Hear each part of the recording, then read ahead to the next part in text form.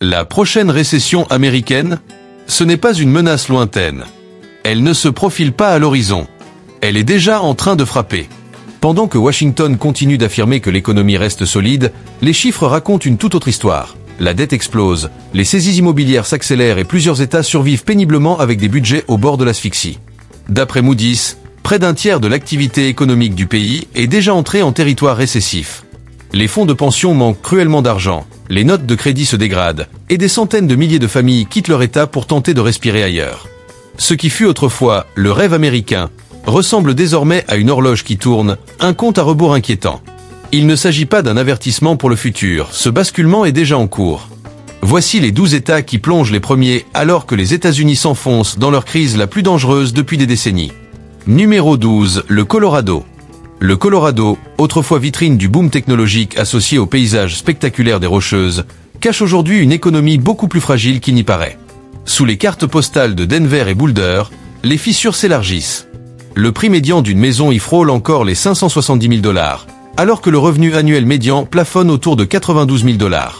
En clair, un ménage lambda devrait consacrer près de 46% de son revenu après impôt rien que pour payer son prêt immobilier, bien au-delà du seuil soutenable. Le chômage remonte, atteignant 4,3%, un niveau inédit depuis début 2021, conséquence directe des licenciements massifs dans la tech. Rien qu'en 2024, plus de 11 000 postes ont disparu chez des géants comme Google, Zoom ou Salesforce, qui avaient gonflé leurs effectifs durant l'euphorie post-pandémie. Le centre-ville de Denver se vide. Les bureaux inoccupés dépassent désormais 31%, du jamais vu, et les propriétaires offrent jusqu'à 40% de réduction pour attirer des locataires. Les immeubles commerciaux ont déjà perdu environ un quart de leur valeur depuis 2022, et les retards de paiement sur les prêts professionnels ont doublé en un an. Le budget de l'État raconte la même histoire sombre. Un trou de 1,6 milliard de dollars se profile pour 2026, notamment parce que les recettes fiscales diminuent alors que les obligations des retraites publiques explosent.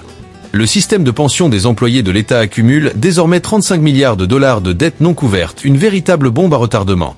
Même le tourisme, longtemps bouée de sauvetage du Colorado, commence à faiblir. Les dépenses des visiteurs ont reculé de 7% en 2024 et la fréquentation des stations de ski a chuté de 10% en raison du coût record des logements et du recul des voyageurs étrangers. Dans certaines zones rurales comme Pueblo ou Mesa County, près d'une maison sur 310 est en saisie, parmi les pires taux de l'Ouest américain. En résumé, derrière le vernis de prospérité, le Colorado combine 3 menaces explosives. Un marché immobilier surchauffé, un marché du travail fragilisé et un secteur commercial qui s'effondre. Si la récession s'aggrave, la dette, les prix gonflés et l'économie dépendante de la tech pourraient s'écrouler aussi soudainement qu'une avalanche rapide, bruyante, incontrôlable. Numéro 11, le Mississippi. Le Mississippi porte depuis longtemps le titre d'État le plus pauvre du pays. Mais 2025 pourrait être l'année où sa situation déjà précaire s'effondre complètement.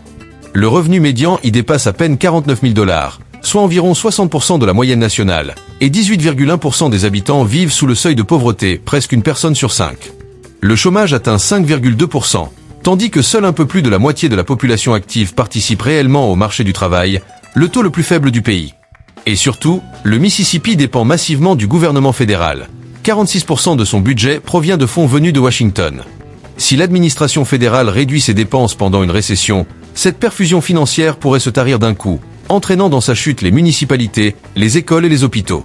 Le marché immobilier n'est pas en meilleure posture. Les prix tournent autour de 176 000 $, mais la hausse des taux et des salaires stagnants stoppe net les acheteurs. Les saisies ont bondi de 32% en un an, surtout autour de Jackson et Greenville, cette dernière étant d'ailleurs la ville où la baisse des prix immobiliers prévue est la plus forte du pays, avec une chute estimée à 16,6% d'ici mi-2025. Le commerce aussi se vide. Les petites entreprises ferment, les locaux se désertifient, et l'endettement sur carte de crédit atteint des records. À cela s'ajoute une crise d'infrastructure. Près de 28% des ponts sont jugés dangereux, tandis que la dette publique par habitant approche les 7 800 $. Et le système de santé rural s'effondre. 6 hôpitaux ont fermé depuis 2020, laissant plus de 300 000 personnes sans accès rapide à des urgences. Avec une économie peu diversifiée, des revenus parmi les plus faibles du pays et des services essentiels qui s'écroulent, le Mississippi est l'un des territoires les plus vulnérables au choc économique en cours. Si l'aide fédérale diminue et que l'inflation continue de ronger le pouvoir d'achat, de nombreuses petites villes risquent de vivre leur propre grande dépression, pas une crise temporaire, mais une remise à zéro douloureuse. Numéro 10, le Maryland. Depuis toujours, l'économie du Maryland repose en grande partie sur son voisin direct, Washington DC. Et aujourd'hui, cette dépendance devient un piège. L'État fait face à un cocktail dangereux. coût de la vie exorbitant, création d'emplois en perte de vitesse et menace d'une réduction des dépenses fédérales. Plus de 28 700 emplois fédéraux se trouvent dans le Maryland, la plus forte concentration du pays. Chaque gel budgétaire, chaque coupe à Washington se traduit par des salaires qui disparaissent et par des recettes fiscales qui s'évaporent pour l'État. Moody's a d'ailleurs abaissé sa perspective financière pour 2025, précisément à cause de cette dépendance. Les prix immobiliers avoisinent les 430 000 $, alors que le revenu médian, autour de 98 400 $, ne suffit plus à absorber la flambée des impôts locaux, l'inflation et des taux immobiliers proches de 7%. Les saisies ont bondi de 29% depuis 2023, et Baltimore compte plus de 95 biens bancarisés, parmi les pires niveaux du pays. Les bureaux commerciaux, eux, s'effondrent. Plus de 22% d'inoccupation dans la région de Baltimore, et les loyers sont tombés sous 19 $ le pied carré, leur plus bas niveau depuis 10 ans. Même le corridor biotech de Montgomery County, autrefois fer de lance de l'innovation, licencie à tour de bras, les investissements y ont chuté de 40% en un an. Financièrement, le Maryland marche au bord du vide. Un déficit de 700 millions est déjà prévu pour 2026, tandis que les retraites publiques frôlent 25 milliards de dollars de dette. Et le fonds d'urgence de l'État, à peine 2,9 milliards, pourrait disparaître en moins d'un an si la récession s'amplifie. Ironique, presque cruel.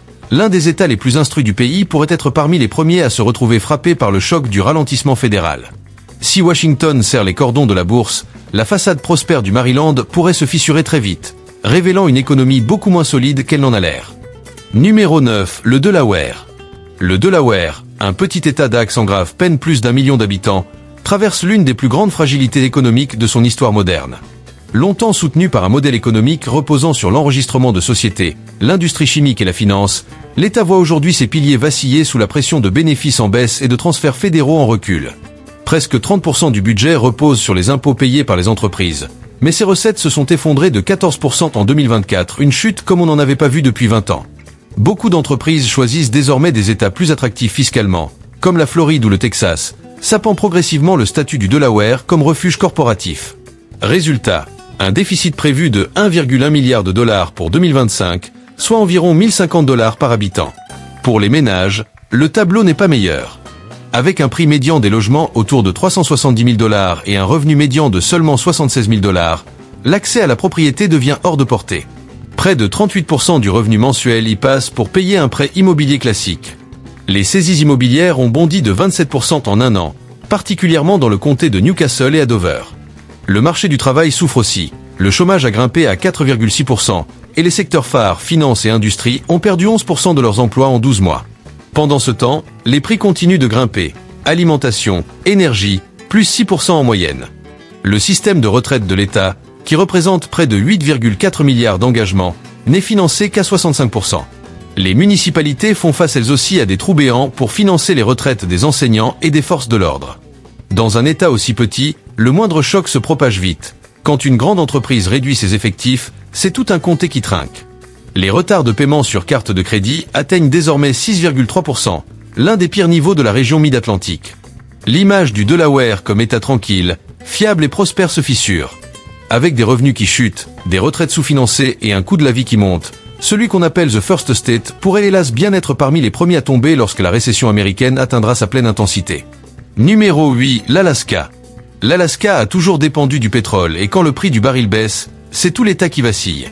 En 2025, cette dépendance devient un véritable talon d'Achille. Près de 40% du budget provient directement de l'industrie pétrolière. Sauf que le seuil d'équilibre financier de l'État est d'environ 76 $ le baril, alors que le pétrole tourne depuis des mois autour de 71 $. Résultat, Juneau puise à toute vitesse dans ses réserves. Le déficit budgétaire atteint 1,2 milliard de dollars, et le fameux fonds permanent de l'Alaska, autrefois symbole de prospérité, est désormais utilisé pour payer les fonctionnaires. À cela s'ajoute une autre dépendance tout aussi dangereuse, les fonds fédéraux, qui représentent eux aussi près de 40% des dépenses publiques. Si Washington coupe dans ses budgets alors que la récession s'étend, l'Alaska sera doublement frappé. La population continue de décroître. Plus de 12 000 personnes quittent l'État chaque année depuis 3 ans, attirées par de meilleures opportunités et un coût de la vie plus bas dans les 48 États continentaux. Pourtant, malgré cet exode, les prix de l'immobilier restent élevés. Une maison à Anchorage coûte en médiane 394 000 $, pour un revenu médian autour de 86 300 $. L'industrie énergétique s'effrite. Il y a 10 ans, près de 13 500 personnes travaillaient dans le pétrole et le gaz. Aujourd'hui, à peine 8 900. Le tourisme, deuxième pilier économique, est lui aussi en recul, moins 9% en 2024, avec moins de croisiéristes qu'avant la pandémie. Le marché immobilier s'étouffe également, vente en baisse de 18%, stock de logements en hausse de 32% car les habitants mettent leur maison sur le marché avant de partir. Dans les zones rurales, le chômage dépasse les 8%, et le coût de la vie bat des records. Certains produits de base coûtent plus du double de la moyenne nationale, avec du lait à 7,50 $ le gallon et du pain dépassant 6 $ dans plusieurs localités. Face à un monde qui ralentit, l'indépendance légendaire de l'Alaska montre ses limites. Sans diversification économique, avec une population qui s'en va et des revenus pétroliers en chute, The Last Frontier pourrait se transformer en territoire immense, mais de plus en plus vide. Numéro 7, le Nouveau-Mexique. Le Nouveau-Mexique se trouve à l'intersection de deux dépendances explosives en période de crise, l'argent fédéral et l'industrie énergétique. 43% du budget provient de Washington, et environ 30% de l'économie repose sur le pétrole et le gaz. Si ces deux sources ralentissent en même temps, l'effondrement devient presque inévitable. Plus de 22 000 employés fédéraux pourraient être concernés par des gels de salaire ou des suppressions de postes. Selon des analystes, une baisse de seulement 10% des contrats fédéraux suffirait à faire disparaître 3% du PIB de l'État en un instant. Du côté de l'énergie, la volatilité du marché a déjà laissé des traces. En 2024, les revenus tirés du pétrole ont chuté de 18%, poussant Santa Fe à prévoir un déficit d'environ 900 millions de dollars pour 2026. Le marché du logement, autrefois considéré comme un refuge calme et abordable, se dégrade vite. À Albuquerque, le prix médian des maisons, environ 327 000 $, a reculé de 9% depuis 2023, tandis que le nombre de biens en vente a bondi de près de 25%. Les saisies ont doublé en un an, et près de 4,8% des prêts sont désormais en retard de paiement, l'un des pires taux de la région. Le niveau de vie reste fragile. 18,4% de la population vit sous le seuil de pauvreté et un revenu médian de 61 000 $ peine à suivre la hausse des loyers et des prix alimentaires. La croissance de l'emploi stagne à 0,4%, tandis que le chômage des jeunes dépasse les 9%. La criminalité aggrave encore la situation. Les violences, déjà 70% au-dessus de la moyenne nationale, freinent les investissements et les installations d'entreprises. Le système de retraite publique est lui aussi sous tension, avec 14,6 milliards d'engagements non financés et des réserves couvertes à seulement 62%. Même les secteurs qui devaient diversifier l'économie, tourisme, cinéma, industrie, ont reculé en 2024 face à une demande en berne. Dans ces conditions, le Nouveau-Mexique apparaît extrêmement vulnérable. Ce qui semblait être un joyau méconnu pour les investisseurs ressemble aujourd'hui à une économie fragile, soutenue davantage par des subventions et de la chance que par une croissance solide et durable. En 6e position, le Nevada. La période d'euphorie post-pandémie appartient désormais au passé pour cet état emblématique du divertissement et du pari économique permanent. Ce qui était autrefois un moteur de croissance spectaculaire ralentit à une vitesse record. Le Nevada enregistre aujourd'hui la détérioration économique la plus rapide du pays. Les saisies immobilières touchent une maison sur 326, le taux le plus élevé aux États-Unis, et le chômage est remonté à 5,4%, contre 3,9% il y a un an. Las Vegas, symbole de prospérité sans fin, devient désormais le centre de la tourmente. L'offre de logement a bondi de 44,8% en un an, 12 mois d'augmentation continue, tandis que les prix médians ont reculé de 2,2%. Et certains experts parlent déjà d'une chute supplémentaire de 10 à 12% si le tourisme continue de se tasser et que les suppressions d'emplois s'intensifient. Le problème est structurel. L'État dépend massivement de revenus instables.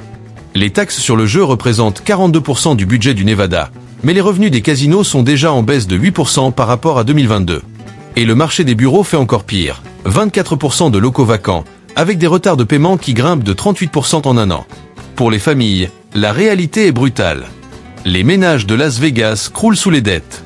Leur mensualité moyenne dépasse 2 780 $, alors que le revenu médian tourne autour de 78 000 $, soit 43% du salaire net consacré au logement. Les retards de paiement sur carte de crédit atteignent 5,9%, un record historique dans l'État. Même le tourisme, véritable poumon économique, montre des signes de faiblesse. 7% de visiteurs en moins, et les réservations de conventions reculent de 15%. Le secteur de la construction perd du terrain avec 12% d'emplois supprimés, et le comté de Clark compte désormais plus de 14 000 logements vacants en attente de vente ou de saisie. Les revenus fiscaux de l'État ont chuté de 6,3% en 2024, laissant présager un déficit potentiel d'1 milliard de dollars d'ici 2026. L'illusion de richesse disparaît, révélant une économie dépendante du hasard, du crédit et de la spéculation. Le Nevada ne tombera pas doucement. La correction sera rapide, brutale et visible, transformant le terrain de jeu préféré de l'Amérique en l'une de ses premières grandes victimes économiques. En 5e position, la Louisiane. Depuis longtemps, la Louisiane tente simplement de rester à flot, mais aujourd'hui la marée tourne complètement. Avec la moitié de son budget financé par l'État fédéral et 19% de sa population vivant sous le seuil de pauvreté, elle fait partie des économies les plus vulnérables du pays. Le revenu médian plafonne à 56 000 $, pendant que les dépenses essentielles, loyers, assurances, services ont bondi de 14% en un an. New Orleans, autrefois symbole de résilience, devient maintenant le pire marché immobilier du pays. Les prix y ont chuté de 7,1% et une nouvelle baisse de 5,8% est prévue d'ici mi-2025. Le prix médian n'est plus que 245 000 $ et le temps de vente moyen a explosé, passant de 41 à 74 jours. Les saisies augmentent aussi, plus 34% au niveau de l'État, avec une maison sur 402 en difficulté. L'industrie pétrolière et gazière, le pilier historique, continue de faiblir. Depuis 2022, 11% des emplois énergétiques ont disparu, tandis que réglementation fédérale et prix instables du pétrole freinent les investissements. Côté assurance, c'est l'asphyxie. Les tempêtes dévastatrices, comme Ida et Laura, ont coûté plus de 20 milliards de $, poussant plusieurs assureurs à quitter le marché. Le secteur commercial sombre aussi. Bureaux vacants à 23% à Bâton Rouge et 25% à Shreveport. Taux de vacances des commerces à 11%, un record en 20 ans. Le système de retraite publique affiche 18,9 milliards de $ de déficit, et l'État prévoit plus de 1,3 milliard de $ de déficit budgétaire en 2026. La Louisiane se retrouve donc face à une tempête sans digue assez haute pour l'arrêter, entre risques climatiques, stagnation économique et paralysie politique. Autrefois cœur battant du Golfe, l'État pourrait devenir le premier du Sud profond à frôler une véritable insolvabilité financière. En 4e position, la Floride. Ce qui ressemblait à un âge d'or économique se transforme maintenant en bombe à retardement. Après des années d'afflux massif de population et de construction frénétique, les fissures apparaissent partout. 9 des 15 marchés immobiliers les plus surévalués du pays se trouvent aujourd'hui en Floride. Tampa, plus 42%, Cap Coral, plus 37%, ou encore Northport, plus 40%, dépassent des niveaux d'évaluation inquiétants. Le prix médian d'une maison est de 417 000 $, mais le revenu médian est seulement de 67 917 $. Pour suivre les taux actuels autour de 7%, un foyer devrait gagner près de 120 000 $, bien au-delà de la réalité. Résultat, les défauts de paiement explosent, avec une saisie pour 242 logements, la deuxième pire situation au pays. Lakeland arrive même en tête des villes américaines les plus touchées, avec une maison sur 172 en procédure de saisie. L'assurance devient un autre cauchemar. L'ouragan Ian a causé 112,9 milliards de $ de dégâts, et depuis 2022, les primes ont augmenté de 45%. Aujourd'hui, les propriétaires versent en moyenne 6 000 $ par an, soit 3 fois la moyenne nationale. Plusieurs assureurs, dont Farmers et AAA, ont quitté l'État, laissant des millions d'habitants en difficulté. Le marché locatif ne va pas mieux. Taux de vacances à 10%. Charges de copropriété en hausse de 15%. Pendant ce temps, les revenus stagnent. La croissance de l'emploi est tombée à 0,8%, alors que l'inflation reste à 4,2%. Le tourisme recule, moins 6%, et l'hôtellerie a supprimé 18 000 postes en 2024. Bref, malgré son attractivité démographique, la Floride fonce droit dans une tempête parfaite. Marché immobilier surchauffé, effondrement du secteur assurantiel, ralentissement économique. Ceux qui ont acheté au pic en 2022 pourraient voir leur investissement fondre de 30 à 40%. L'État du soleil, longtemps symbole d'opportunité, se retrouve face à la réalité. La prospérité affichée n'était qu'un mirage qui s'estompe rapidement. Numéro 3, la Californie. Autrefois considérée comme la 5e puissance économique mondiale, la Californie vacille aujourd'hui sous le poids de ses excès. L'État doit combler un déficit historique de 58 milliards de $, et a déjà puisé 12 milliards dans ses réserves pour assurer le fonctionnement quotidien des services publics. Le marché immobilier illustre cette crise. Le prix médian d'une maison atteint 825 000 $, ce qui nécessiterait un revenu annuel d'environ 237 000 $ pour acheter. Pourtant, le revenu médian des ménages plafonne à 96 500 $. En clair, l'habitant moyen gagne moins de la moitié du revenu nécessaire pour accéder à un logement typique. Résultat, les mensualités grimpent à près de 5 900 $, absorbant 36% des revenus, un record national. Le marché du travail n'est pas épargné. Le taux de chômage s'élève à 5,5%, et 239 000 personnes ont quitté l'État en 2024, un exode domestique plus important que partout ailleurs dans le pays. À cela s'ajoutent 244,9 milliards de dettes de retraite non financées et 20 milliards dus au fonds de chômage. Le système éducatif public manque 5 milliards pour fonctionner, tandis que les recettes fiscales issues de la Silicon Valley se sont effondrées de 21% avec la chute des profits technologiques. Le secteur commercial connaît une véritable débâcle. Les bureaux vides atteignent 28,8% à San Francisco et 22% à Los Angeles. L'État enregistre en moyenne 187 saisies immobilières commerciales par mois, soit près d'un tiers du total national. Un symbole, l'Alagas Company Tower, évaluée autrefois 632 millions, risque d'être reprise pour 200 millions. Le quotidien reflète aussi la crise. 181 000 personnes sont sans logement, le loyer médian à Los Angeles dépasse 2 950 $, et les factures d'énergie sont 42% au-dessus de la moyenne américaine, avec une hausse supplémentaire de 11% en 2024. Entre gouvernance chaotique, bureaucratie excessive et immobilier démentiel, la Californie glisse lentement mais sûrement vers le précipice. Son économie reste colossale, mais comme ses falaises côtières, elle se désagrège morceau par morceau. Numéro 2, l'Illinois. L'Illinois n'est pas seulement en difficulté financière, son modèle même s'effondre. Après des années de corruption politique, de dépenses incontrôlées et de dérive des retraites, l'État illustre à lui seul la faillite d'un système. Chaque contribuable porte déjà sur ses épaules 38 800 $ de dette publique. Les obligations non financées grimpent à 172,8 milliards, plaçant l'État 48 pour sa santé budgétaire, seulement devant le New Jersey et le Connecticut. Le déficit prévu pour 2026 se situera entre 3,2 et 5,1 milliards selon les prévisions, même les plus optimistes. Le système de retraite des enseignants, longtemps considéré comme un pilier, n'est financé qu'à 34% et risque de s'assécher d'ici 20 ans, laissant des milliers de retraités sans garantie. Chicago, poumon économique de l'État, n'arrive pas à sortir la tête de l'eau. Les impôts fonciers ont grimpé de 16% depuis 2021. La criminalité violente a augmenté de 34% en 5 ans, poussant entreprises et habitants à fuir. Le taux de vacances des bureaux atteint 18,8% avec des loyers en chute libre, 27,30 $ le pied carré contre 34 $ avant la pandémie. La ville compte près de 1976 biens REO détenus par les banques, un record national. La population continue de fondre. 84 000 habitants ont quitté l'État en 2024, 9e année consécutive de déclin démographique. Chaque départ réduit encore la base fiscale et accentue la spirale de la dette. Les coûts énergétiques sont 18% plus élevés que la moyenne, et les revenus réels stagnent depuis 2019. Le drame, c'est qu'aucune issue simple n'existe. Augmenter les impôts accélère l'exode. Réduire les dépenses met en péril les engagements existants.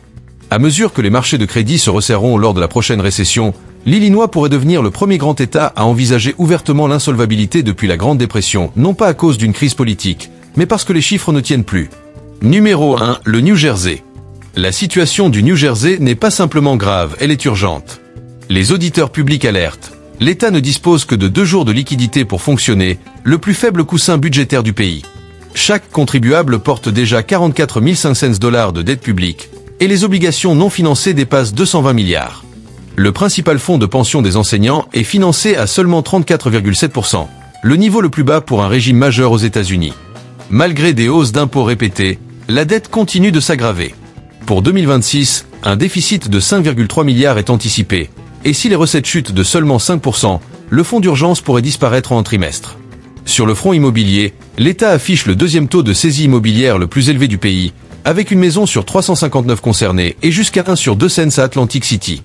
Le prix médian des logements a bondi de 19% sur un an pour atteindre 539 000 $, alimentant une bulle manifeste alors que les taux approchent 7% et que les stocks augmentent. Dans le secteur commercial, les taux de vacances dépassent 19,4% dans le corridor Newark-Jersey City, avec 42 saisies par mois. Les taxes suffoquent les habitants. Les impôts fonciers atteignent en moyenne 9 800 $ par foyer, un record national. Les coûts énergétiques sont 33% plus élevés que la moyenne, et les primes d'assurance ont grimpé de 12% en 2024. Pourtant, malgré ces coûts colossaux, le PIB de l'État n'a progressé que de 0,7%, loin derrière le reste du pays. Le New Jersey se retrouve pris dans un paradoxe, des revenus élevés, mais des charges encore plus lourdes. Les petites entreprises croulent sous les contraintes administratives, et les infrastructures se dégradent plus vite qu'elles ne sont réparées. En résumé, le Garden State n'a plus de marge. Endetté, surtaxé, épuisé, il approche du point de non-retour. Quand la récession frappera de plein fouet, le New Jersey ne devra pas seulement résoudre un déficit, il devra affronter une crise existentielle. 20 ans de déséquilibre financier arrivent à maturité et la facture sonne maintenant à la porte.